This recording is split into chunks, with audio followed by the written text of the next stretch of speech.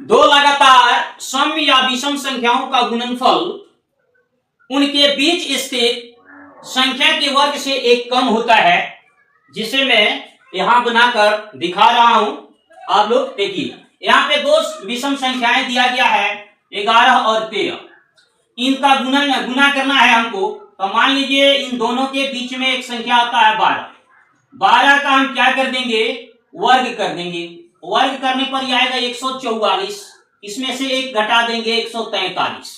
यहाँ पे 11 और 13 का गुणनफल जो होगा 143 होगा। जैसे कि आप देख भी सकते हैं, 11 तिया 33 के 3 हाथ में 3 और फिर 11 एकम 11 और 3 14। इस तरह से भी हो गया। फिर यहाँ पे 13 और 15 के बीच में संख्या आता है 14। तो 14 का वर्ग अगर करते हैं तो 14 14 हाँ 196 होता है। इसमें से एक कम करेंगे तो होता है 195। तो यहाँ 13 और 15 का गुणनफल जो होगा 195 होगा। 13 पचे 65, हाथ में लगा 6 और फिर 13 6 19।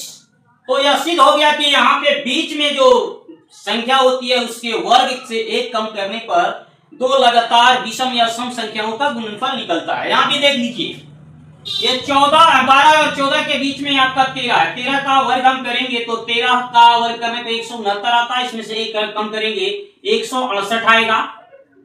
ठीक है, जो 12 और 14 का गुणनफल है।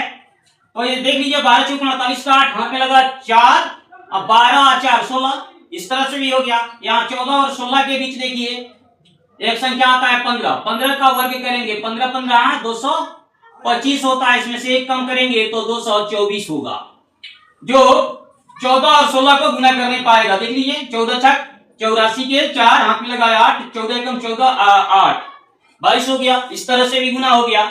मगर हमको बताना यह था कि दो लगातार सम संख्या या विषम संख्या का गुणनफल उनके बीच स्थित संख्या के वर्ग से एक कम होता है, जो यहां मैं सिद्ध करके दिखा दिया।